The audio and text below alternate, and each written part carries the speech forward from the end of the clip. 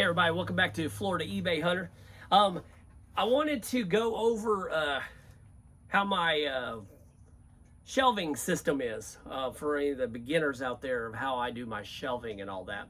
It's kind of evolved over some time, but I wanted to show you how mine's set up, and you kind of do yours what you want. Yeah, kind of go over that, and then we'll look and see.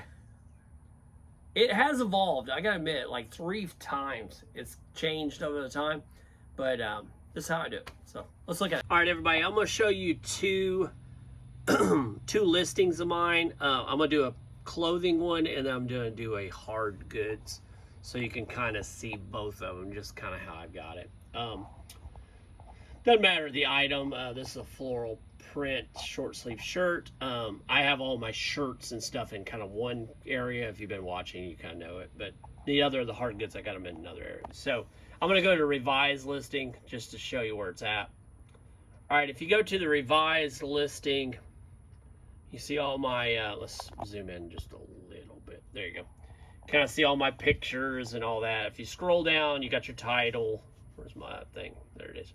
Got your title of your shirt and everything, and then actually I'm gonna click that for blouse. All right, and here's your custom label SKU. If you have a store, you'll have this. If you don't have a store, I don't think you have this.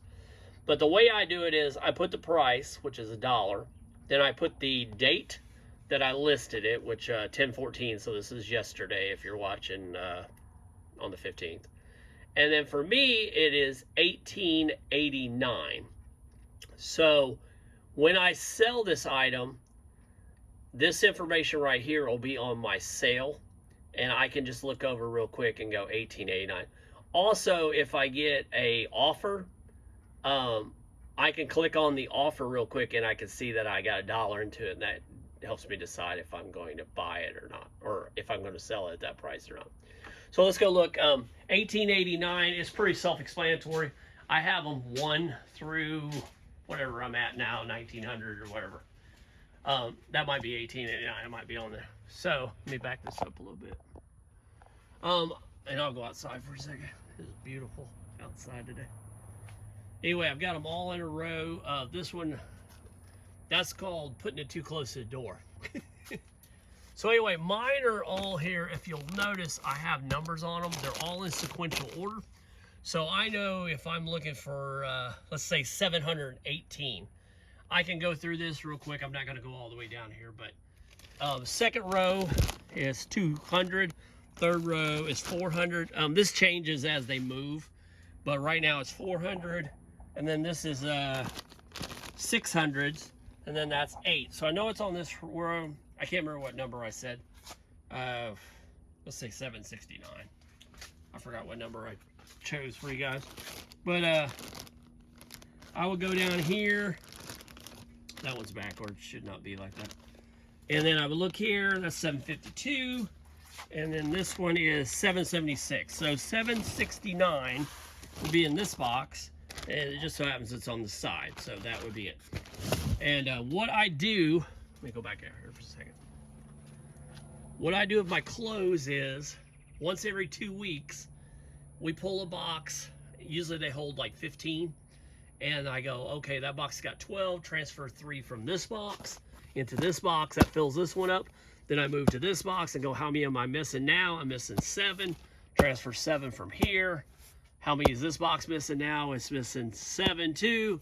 And I just keep filling the boxes, 15, 15, 15. And what happens is you'll get to a point that you'll empty a box. Then I take that box and I throw it away, and then I start moving the boxes over and filling them to 15.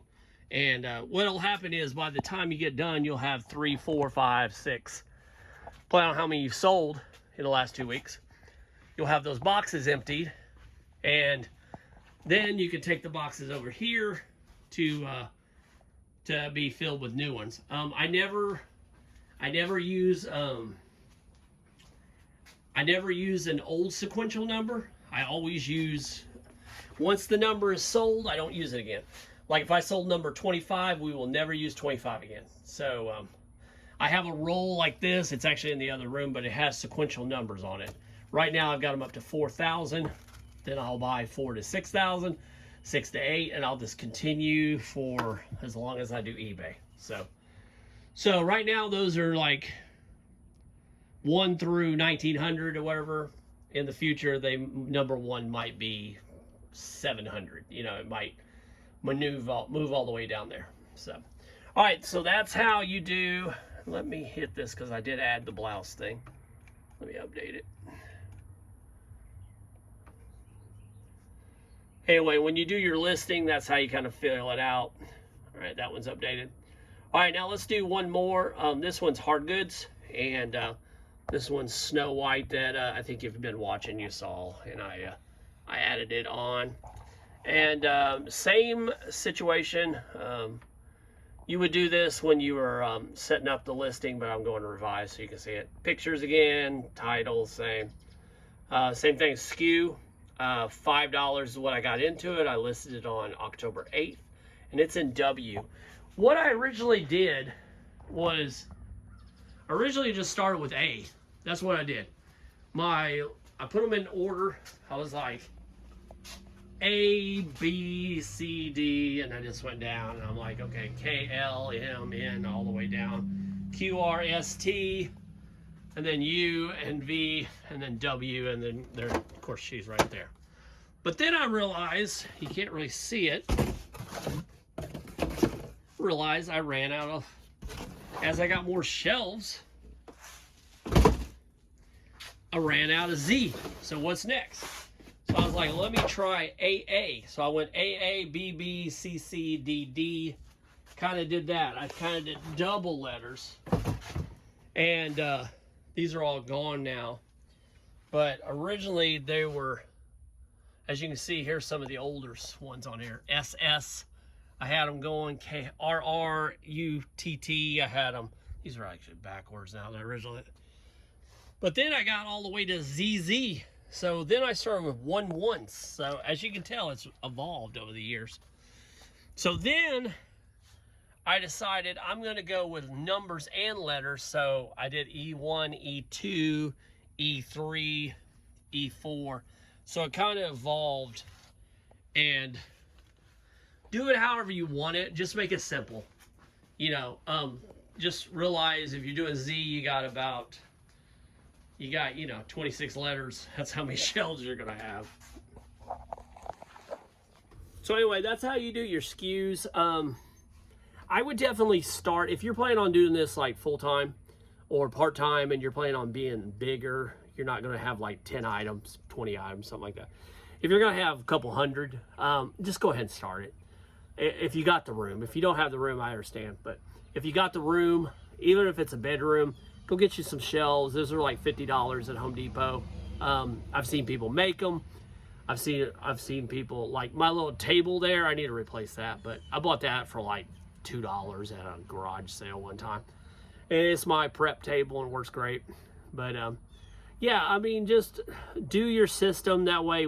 As you grow, you can just keep adding to that system and it'll get better. Because I'll tell you what, you don't want to go back. I did it. You don't want to go back and try to put your shelves up, put your listings on them, and then have to go back through 300-400 listings and put the number, the SKU in after that. It's a pain in the butt. So, all right, that's it. That's how I do my, I don't know what you call it. What do you call your shelving system? I don't know, or your item system. So whatever. I haven't got all my clothes yet. I'm still from work clothes. So anyway, hope that helps you guys. Like, subscribe, and we'll see you next round.